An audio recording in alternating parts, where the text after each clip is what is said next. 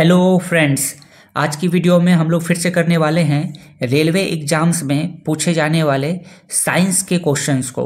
दोस्तों, ये वैसे क्वेश्चंस हैं जो आपके अपकमिंग एग्ज़ाम्स जो रेलवे के होने वाले हैं उसमें आपको देखने को मिलेगा। अभी आने वाले समय में जो है रेलवे का जो है NTPC, RPF SI, constable, ALP, technician, group D, ये सभी एग्जाम्स होने वाले हैं। तो उसमें जो है साइंस के जो क्वेश्चन जो पूछे जाएंगे वही हम यहाँ पे करने वाले हैं। और दोस्तों, कुछ मैं आपको ऐसे भी क्वेश्चंस बताऊंगा जो रेलवे के एग्जाम्स में बार बार रिपीट होते हैं। तो वो सभी क्वेश्चंस के आने की जो है प्रबल संभावना होती है, तो उनको भी हम लोग यहाँ पे करने वाले हैं। और कई सारी वीडियो जो है रेलवे में जो साइंस के जो क्वेश्चन पूछे जाएंगे उससे रिलेटेड वीडियो अपलोड किया गया है। आप जाकर के चैनल पर जरूर देखें और आगे की वीडियो पाने के लिए आप चैनल को जरूर सब्सक्राइब कर लीजिए, ताकि जब भी मैं कोई वीडियो अपलोड करूं तो उसकी नोटिफिकेशन आपको सबसे पहले मिल जाए। तो शुरू करते हैं रेलवे में पूछे जाने वाले साइंस के क्वेश्चंस को और संभावित क्वेश्चंस को। आपको यही सब क्वेश्चन जो है एग्जाम्स में देखने को मिलेगा।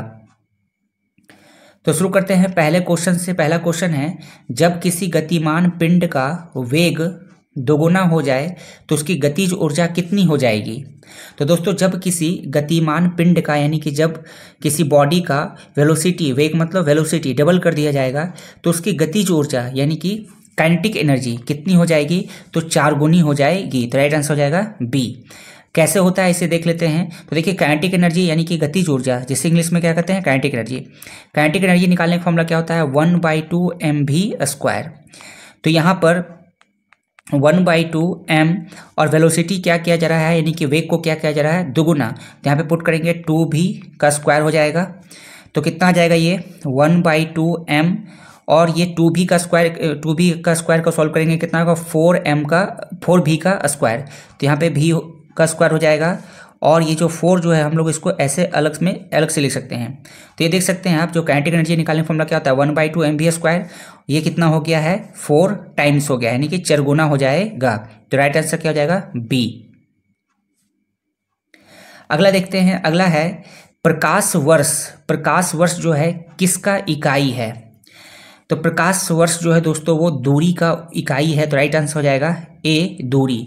अब आप सोच रहे हो कि दूरी का इकाई तो मीटर होता है, तो यहाँ पर देखिए प्रकाश वर्ष जो होता है ये भी दूरी का इकाई होता है, लेकिन ये जो होता है वो खगोलीय पिंडों की जो दूरी होती है उसे, यानी कि खगोलीय पिंडों की दूरी काफ़ी ज़्यादा होती है, तो इसकी दूरी को मापने के लिए जो है प्रकाश वर्ष का इस्तेमाल किया जाता है। प्रकाश वर्ष की इकाई मतलब प्रकाश वर्ष का जो है इस्तेमाल किया जाता है। तो याद रखना है कि प्रकाश वर्ष किसका इकाई है, तो वो है दूरी का। और यहाँ पर एक और जो आपके एग्जाम्स के लिए इंपॉर्टेंट है वो भी याद रखिएगा कि एक प्रकाश वर्ष जो है वो कितने के बराबर होता है? एक प्रकाश वर्ष कितने के बराबर होता है? तो ये जो दोस्तों होता है 9.46 × 10⁻15 मीटर के बराबर होता है। याद रखना है, एक प्रकाश वर्ष जो है 9.46 × 10⁻15 मीटर के बराबर होता है। ये भी एग्जाम्स में आ सकता है। अगला करते हैं। अगला है सिंदूर का रासायनिक नाम क्या है?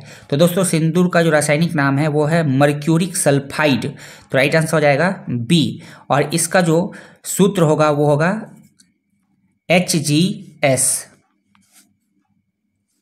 नेक्स्ट करते हैं। नेक्स्ट है, निम्नलिखित में कौन एक उभयधर्मी ऑक्साइड है?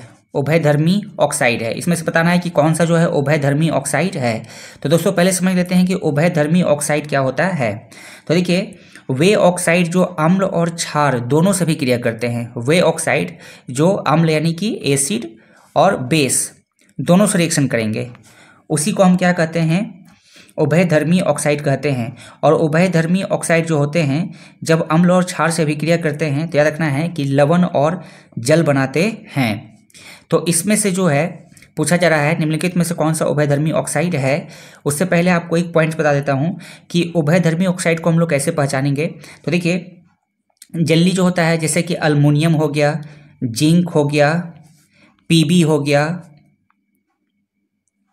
और एसएन यानी कि टीन, अल्मुनियम, जिंक, लेड और टीन, ये सभी के जो ऑक्साइड होते हैं वो उभयधर्मी ऑक्साइड होते हैं। बस इतना रखिए कि अल्मुनियम हो गया, जिंक हो गया, लेड हो गया, टीन हो गया, ये सब के जो ऑक्साइड होंगे वो क्या होंगे, उभयधर्मी ऑक्साइड होंगे। तो यहाँ पर ऑप्शंस में देख लेते हैं, ये तो होगा नहीं, दूसरा ये भी नहीं होगा, ये भी नहीं है, तीसरा यानी कि डी होगा जिंक ऑक्साइड। तो जिंक ऑक्साइड जो है वो क्या हो जाएगा, एक उभयधर्मी ऑक्साइड हो जाएगा। अभी जस्ट मैंने आपको बताया कि अल्मोनियम का ऑक्साइड, जिंक के ऑक्साइड, लेड के ऑक्साइड और टीन के ऑक्साइड, ये सभी जो ऑक्साइड होते हैं वो उभयधर्मी ऑक्साइड होते हैं। तो यहाँ पे देख सकते हैं जिंक का ऑक्साइड है ये ZnO, तो ये हो जाएगा उभयधर्मी ऑक्साइड। अगला क्वेश्चन करते हैं दोस्तों साइंस का, जो कि रेलवे एग्जाम्स के लिए काफ़ी इंपॉर्टेंट है ये सभी। मानव में डायफ्राम का प्रयोग निम्नलिखित में से किस क्रिया के लिए किया जाता है। देखिए ये एग्जाम्स जो है ये प्रीवियस ईयर में पूछा हुआ है, पहले भी रेलवे के एग्जाम्स में। तो डायफ्राम का, मानव में जो डायफ्राम होता है दोस्तों, वो किसके लिए, किस क्रिया के लिए इसका उपयोग किया जाता है, किस क्रिया के लिए होता है, तो ये होता है श्वसन के लिए। ये श्वसन यहाँ पे गलत लिखा हुआ है, ऐसे लिखाएगा, तो खैर पढ़ना है, समझ में आना चाहिए। तो ये श्वसन होगा। अगला करते हैं, अगला है काफ़ी इंपॉर्टेंट क्वेश्चन, रेलवे में भी पहले पूछा गया है, कई बार पूछा गया है। मैंने वैसे भी क्वेश्चंस यहाँ पे आपको बता रहा हूँ, जो कई सारे क्वेश्चंस ऐसे हैं जो कि एग्जाम में कई बार पूछा गया है। जैसे कवक और शैवाल के परस्पर संबंध से एक नया पादप वर्ग कौन सा बनता है, ये कई बार एग्जाम्स में आया हुआ है रेलवे में। तो दोस्तों कवक और शैवाल के परस्पर संबंध से जो एक नया पादप वर्ग बनता है वो है लाइकेन। तो राइट आंसर हो जाएगा सी, लाइकेन। लाइकेन जो होता है वो कवक और शैवाल के परस्पर संबंध से बनता है। अगला क्वेश्चन करते हैं, अगला है बादलों पर किस रसायन का छिड़काव कर कृत्रिम वर्षा यानी कि आर्टिफिशियल रेनिंग कराई जाती है। तो बादलों पर किस रसायन का छिड़काव कर जो है कृत्रिम वर्षा कराई जाती है, तो ये कराया जाता है सिल्वर आयोडाइड रसायन का छिड़काव करके। तो राइट आंसर हो जाएगा सी, सिल्वर आयोडाइड। नेक्स्ट है शुष्क वातावरण में उगने वाले पौधे को क्या कहते हैं। शुष्क वातावरण में यानी कि जहाँ पे पानी, बारिश बहुत कम होती है, शुष्क वातावरण में यानी कि मरुस्थल में उगने वाले जो पौधे होते हैं उसे क्या कहते हैं, तो उसे दोस्तों जेरोफाइट कहते हैं। तो राइट आंसर हो जाएगा डी, जेरोफाइट। नेक्स्ट है केमिस्ट्री का क्वेश्चन, सोल्डर, सोल्डर किसका मिश्र धातु है। सोल्डर किसका मिश्र धातु है, तो दोस्तों जो सोल्डर है वो टीन और सीसा का जो है मिश्र धातु होता है। ये यहाँ पे 3 लिखा गया है, टीन होगा, टीन और सीसा।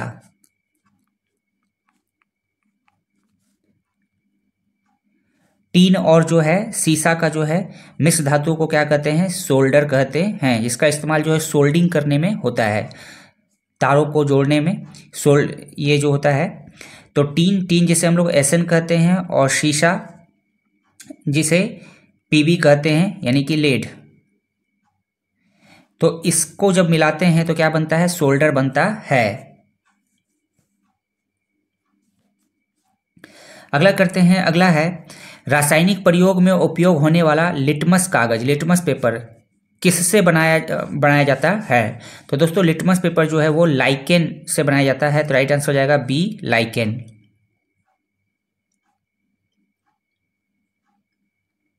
अगला क्वेश्चन है कौन सा हार्मोन लड़ो या उड़ो हार्मोन्स कहलाता है।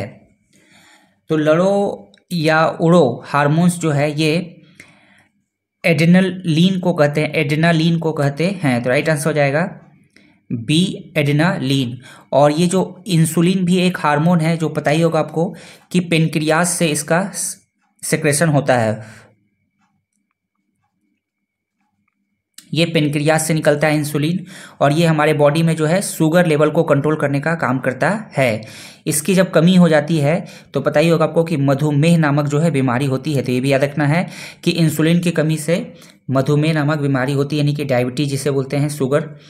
और ये किस ऑर्गन के एबनॉर्मल वर्क करने से होता है, तो पेनक्रियाज।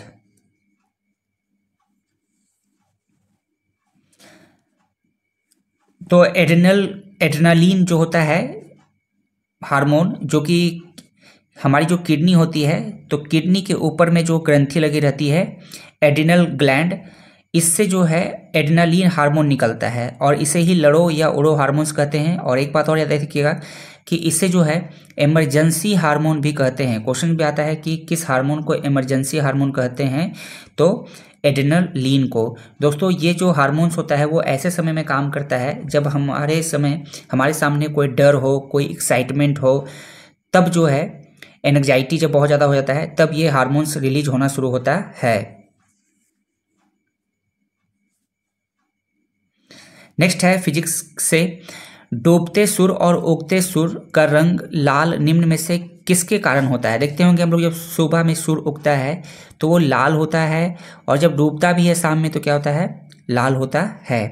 तो इसके पीछे फिजिक्स का कौन सा फिनोमिना कारण है, इसके बारे में बताना है। तो ऑप्शन है परावर्तन, प्रकीर्णन, निवर्तन या अपवर्तन।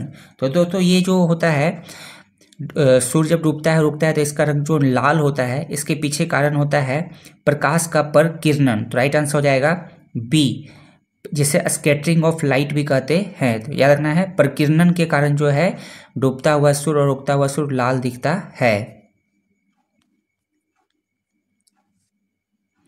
यहाँ पे एक और क्वेश्चन आपको बता देते हैं। देखिए, एक पूछता है कि जो तारा जो है टिमटिमाता हुआ प्रतीत होता है, ये किसके कारण होता है। तो ये वायुमंडलीय अपवर्तन के कारण होता है। याद रखना है, वायुमंडलीय अपवर्तन के कारण जो है क्या होता है, तारा टिमटिमाता हुआ दिखता है। उसी प्रकार से कुछ और भी क्वेश्चन यहाँ पर जो बनते हैं उसके बारे में बता दूँ। जैसे पूछता है कि जो इंद्रधनुष जो बनता है, यानी कि रेनबो का जो फॉर्मेशन होता है वो किसके कारण होता है। तो वो होता है प्रकाश का वर्ण विक्षेपण के कारण, यानी कि प्रकाश का वर्ण विक्षेपण के कारण ये घटना घटता है।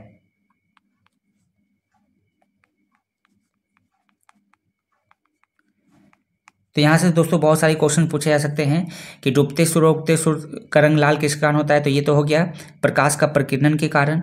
लेकिन ये पूछा जाएगा तारों का टिमटिमाना किसके कारण होता है। तो याद रखना है, बताना है अपवर्तन के कारण, वायुमंडलीय अपवर्तन के कारण। और इंद्रधनुष का जो निर्माण होता है, इंद्रधनुष जो हमें दिखाई पड़ता है वो किसके कारण होता है, प्रकाश का वर्ण विक्षेपण के कारण। ये प्रकाश का वर्ण विक्षेपण क्या होता है, जब किसी प्रिज्म से श्वेत प्रकाश को यानी व्हाइट लाइट को पार कराया जाता है तो ये 7 रंगों में बट जाता है। इसी घटना को क्या कहा जाता है, प्रकाश का वर्ण विक्षेपण। ये भी पूछा जा सकता है, इस प्रकार से क्वेश्चन बनाया जा सकता है कि जब प्रकाश को किसी प्रिज्म से पास किया जाता है तो वो 7 रंगों में बट जाती है। इस घटना को क्या कहते हैं, प्रकाश का वर्ण विक्षेपण। फ्रेंड्स, आगे कोई क्वेश्चन करें उससे पहले मैं आपको बता दूं, आप हमारे टेलीग्राम चैनल को जरूर ज्वाइन कर लीजिए। वहां पर आपको जो है डेली करंट अफेयर्स प्रोवाइड कराया जाएगा, साथ ही जनरल नॉलेज और जो भी एग्जाम से रिलेटेड नोटिफिकेशन आती रहेगी वो आपको वहां पे सबसे पहले मिल जाएगा। साथ ही यदि आप हमारे चैनल पर नए आए हैं तो चैनल को सब्सक्राइब जरूर कर लीजिएगा और बेल नोटिफिकेशन को प्रेस जरूर कीजिएगा, ताकि जब भी मैं कोई वीडियो अपलोड करूं तो उसकी नोटिफिकेशन सबसे पहले आपको मिल जाएगा। साथ ही वीडियो अच्छी लगेगी तो लाइक कीजिएगा, कमेंट कीजिएगा, और वीडियो को जो जरूर से जरूर जो है अपने दोस्तों या फैमिली फ्रेंड्स या जो भी आपके फ्रेंड कॉम्पिटिटिव एग्जाम्स की तैयारी कर रहे हैं उनके बीच में वीडियो जरूर शेयर कर दीजिएगा। शेयर करने में क्या लगता है, शेयर का वहाँ पे तो ऑप्शन दिया हुआ है, बस आपको शेयर कर देना है। और कहा ही क्या है, कर भला तो हो भला। यदि आप किसी के बारे में पॉजिटिव सोचेंगे तो आपका भी जो है पॉजिटिव होगा। तो पॉजिटिव वर्क करें, वीडियो को जरूर से जरूर शेयर करें। नेक्स्ट करते हैं, नेक्स्ट है मानव शरीर में पाई जाने वाली सबसे लंबी कोशिका कौन है। तो मानव शरीर में जो सबसे लंबी जो कोशिका होती है दोस्तों वो होती है तंत्रिका कोशिका। तंत्रिका कोशिका, तो राइट आंसर हो जाएगा बी, जिसे न्यूरॉन भी कहा जाता है। तो न्यूरॉन भी लिखा रहेगा तो आप कंफ्यूज ना हो, इसलिए दोनों में मैं यहाँ बता दे रहा हूँ कि न्यूरॉन जो होते हैं जिसे तंत्रिका कोशिका कहते हैं, ये हमारे शरीर में पाई जाने वाली सबसे लंबी कोशिका है। यहाँ से दोस्तों एक और क्वेश्चन आपको बता दें कि एक क्वेश्चन आता है कि दो तंत्रिका कोशिकाओं के बीच एक खाली जगह होती है, उसे क्या कहा जाता है। तो उसे दोस्तों सिनेप्स कहा जाता है। ये भी आप याद रखिएगा, कई बार एग्जाम से पूछा गया है। जैसे कि ये देखिए, मान लेते हैं कि ये जो है एक तंत्रिका कोशिका है और फिर यहीं पर जो है एक और तंत्रिका कोशिका जो है इसके बगल में है, जो कि आगे की ओर मैसेज को ले जाएगा। तो दो तंत्रिका कोशिका, ये पहला तंत्रिका कोशिका हो गया, यानी कि ये पहला न्यूरॉन हो गया और ये दूसरा न्यूरॉन हो गया। इसके बीच में जो खाली जगह आप देख रहे हैं, यहीं से क्वेश्चन पूछा जाता है कि दो तंत्रिका कोशिका के बीच में जो खाली जगह होता है इसे क्या कहते हैं, तो इसे सिनेप्स कहा जाता है।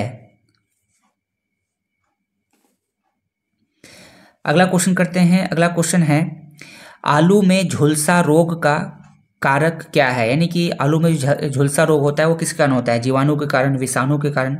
यहाँ पे कटक लिखा गया है, कवक होगा या कवक के कारण। तो राइट आंसर हो जाएगा आलू में जो झुलसा रोग होता है वो कवक के कारण होता है। नेक्स्ट है दोस्तों, पृथ्वी से पलायन वेग का मान कितना है, पृथ्वी से पलायन वेग का मान कितना है, तो 11.2 किलोमीटर पर सेकेंड। तो राइट आंसर हो जाएगा ए। नेक्स्ट है स्त्रियों की नसबंदी को क्या कहा जाता है, यानी कि दोस्तों फीमेल में जो नसबंदी किया जाता है, नसबंदी मतलब कि फर्टिलाइजेशन को रोकना, स्पर्म और ओवा, अंडाणु और शुक्राणु का जो है मिलने से रोकना नसबंदी कहलाता है।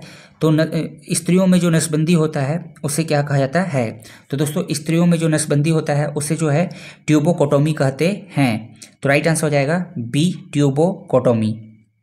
वहीं एक और बात याद रखिए कि मेल में यानी कि पुरुषों में यदि नसबंदी होता है तो उसे क्या कहता है। ऐसे तो पुरुष ज़्यादा नसबंदी कराते नहीं हैं, है ना, क्योंकि उन्हें पता ही है कि अगर नसबंदी कराएंगे तो उसमें पेन होगा, दर्द होगा, परेशानी होगा। तो जनरली जो है फीमेल का जो है नसबंदी कराया जाता है। तो फीमेल को जो नसबंदी कराया जाता है तो उसे तो ट्यूबोकोटोमी कहते हैं। और इसमें क्या होता है कि जो फीमेल रिप्रोडक्टिव ऑर्गन जो होता है उसमें एक अंग होता है फेलोपियन ट्यूब, उसको काट दिया जाता है और उसे बांध दिया जाता है, उसे ट्यूबोकोटोमी कहते हैं। लेकिन पुरुषों में जो नसबंदी होता है उसे वास्कोटोमी कहते हैं। तो ये जो वास्कोटोमी जो होता है, वास्कोटोमी ये होता है मेल में यानी कि पुरुषों में, और ट्यूबोकोटोमी जो होता है किसमें होता है, फीमेल में।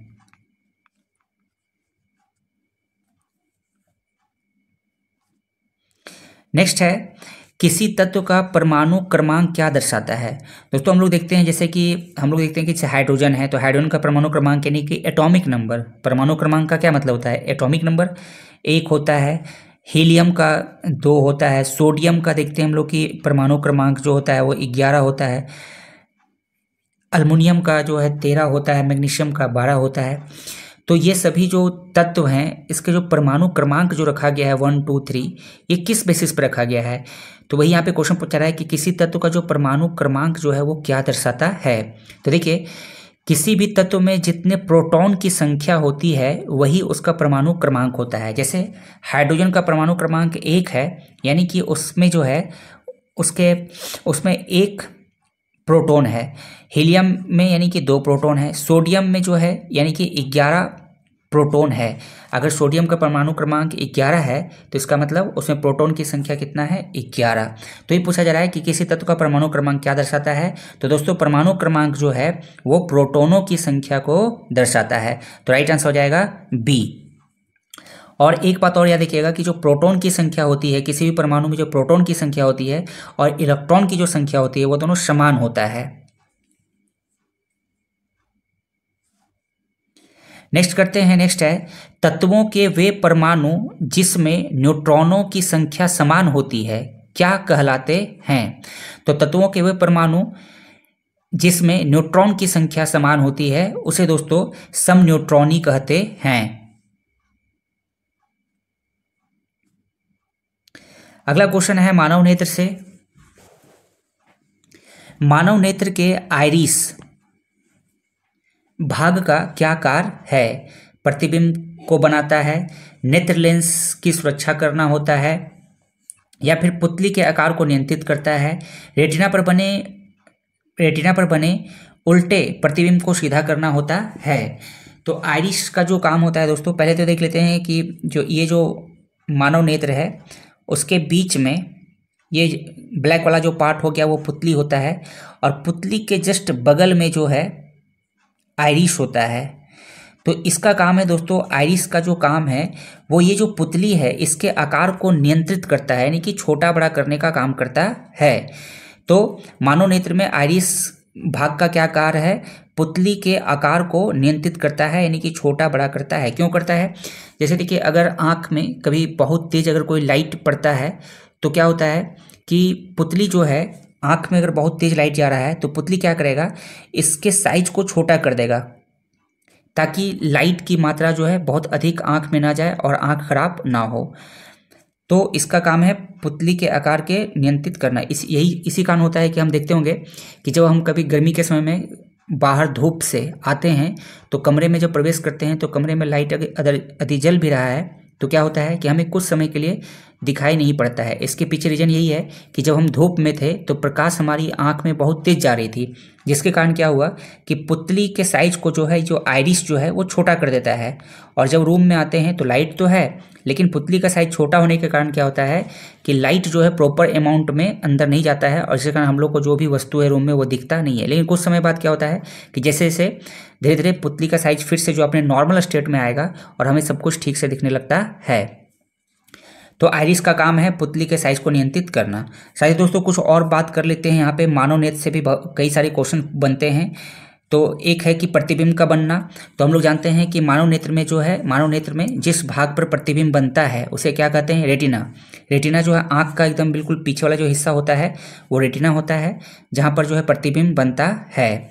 और हमारे आँख में जो प्रतिबिंब जो बनता है वो कैसा बनता है? याद रखना है, उल्टा बनता है, उल्टा बनता है। उल्टा बनेगा और वास्तविक बनेगा, ये भी ध्यान रखना है। ये तो फिक्स है कि जब उल्टा बनेगा तो वास्तविक बनेगा।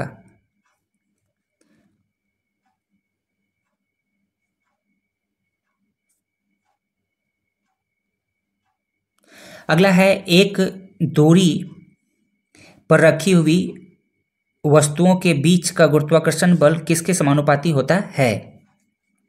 यहाँ पे थोड़ा सा क्वेश्चन को सुधार लेंगे। यहाँ पे डी होगा, डी। एक दूरी डी पर रखी हुई वस्तुओं के बीच का गुरुत्वाकर्षण बल किसके समानुपाती होता है? यानी दोस्तों पूछा जा रहा है कि अगर एक वस्तु है यहाँ पर और एक वस्तु है यहाँ पर और इसके बीच का जो डिस्टेंस यानी कि दूरी है वो डी है, तो इसके बीच का जो गुरुत्वाकर्षण बल जो होता है वो किसके समानुपाती होता है? तो दोस्तों आप पढ़े होंगे कि दो वस्तुओं के बीच लगने वाला जो बल होता है वो उसके द्रव्यमान के गुणनफल के समानुपाती होता है। एक ये इसका जो मान लीजिए इसका मास m1 है, इसका मास m2 है।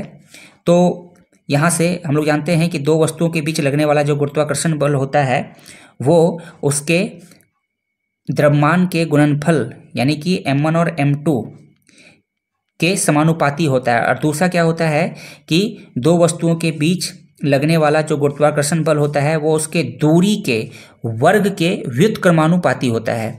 तो यहाँ पर देखेंगे क्या हो जाएगा, इन दोनों वस्तुओं के बीच का दूरी क्या है? d, और दो वस्तुओं के बीच लगने वाला जो गुरुत्वाकर्षण बल होता है वो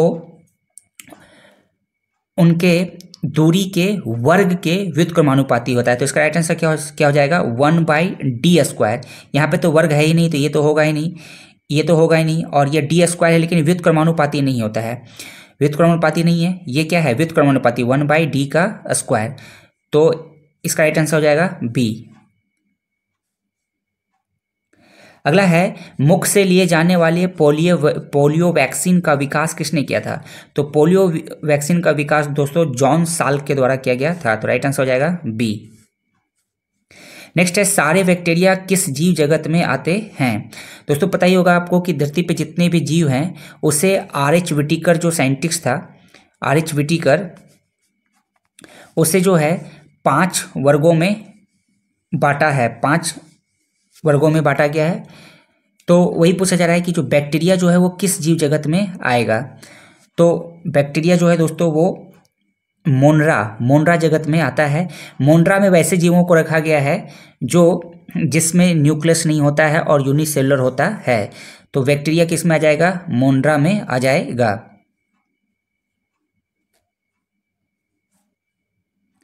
अगला है, मानव नेत्र के रेटिना के उस भाग को क्या कहते हैं जहां प्रतिबिंब का निर्माण नहीं होता है? ध्यान रहे पूछा जा रहा है कि मानव जो नेत्र होता है इसका जो पीछे वाला जो हिस्सा होता है ये यहाँ पर, इसे रेटिना कहते हैं। और जिस भाग में आँख के पीछे पीछे जिस भाग में प्रतिबिंब बनता है उसे तो अभी जस्ट मैंने आपको बताया कि उसे रेटिना कहते हैं, लेकिन जिस भाग पर प्रतिबिंब नहीं बनता है, प्रतिबिंब का निर्माण नहीं होता है, उसे क्या कहते हैं? तो उसे दोस्तों ब्लाइंड स्पॉट, जिसे हिंदी में अंध बिंदु कहते हैं और इंग्लिश में क्या कहा जाता है? Blind spot. रेटिना के वह भाग जहाँ पर प्रतिबिंब नहीं बनेगा उसे हम लोग ब्लाइंड स्पॉट कहते हैं।